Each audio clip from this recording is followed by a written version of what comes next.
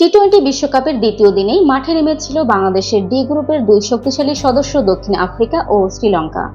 New ইয়র্কের Nassau county আন্তর্জাতিক cricket স্টেডিয়ামের ড্রপ-ইন পিচে এক প্রকার খাবি খেয়েছে লঙ্কানরা।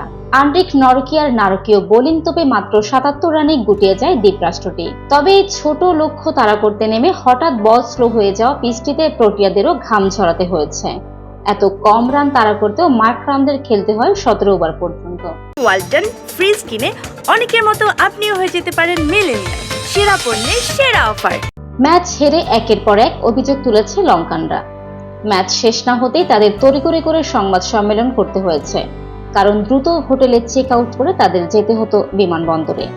হোটেল ও মাঠ থেকে ১.৫ ঘন্টার দূরত্বে ব্রুকলিনের সেই হোটেল থেকে সকালের ম্যাচে মাঠে যেতে ও আসতে তাদের বাড়তি ভোগান্তিতে পড়তে হয়েছে। ম্যাচ শেষ করেই তাদের উড়াল দেওয়ার তারা ডালাসের পথে। সেখানেই ৮ জুন বাংলাদেশের বিপক্ষে খেলবে ওয়ানিন্দু হাসারাঙ্গার দল। ম্যাচের দিনেই কেবল নয়, ম্যাচের আগেও নিউ ইয়র্ক যাওয়ার পথে মায়ামি বিমানবন্দরে ফ্লাইট বিলম্বে শ্রীলঙ্কা দলকে ৮ ঘন্টা অপেক্ষা করতে হয়। লঙ্কান দলনেতা হাসারাঙ্গা সরাসরি বলেছেন, অন্যায় সূচি ও অব্যবস্থাপনার শিকার হয়েছেন তারা। এ নিয়ে দলটির ম্যানেজার আইসিসির কাছে অভিযোগও তুলেছে। যদিও শ্রীলঙ্কার ম্যানেজার এটাও স্বীকার করেছেন, অভিযোগ জানাতে তারা বড্ড দেরি করে ফেলেছেন, এখন আর কিছু করার নেই। ফারজানা ববি, মানবজমিন।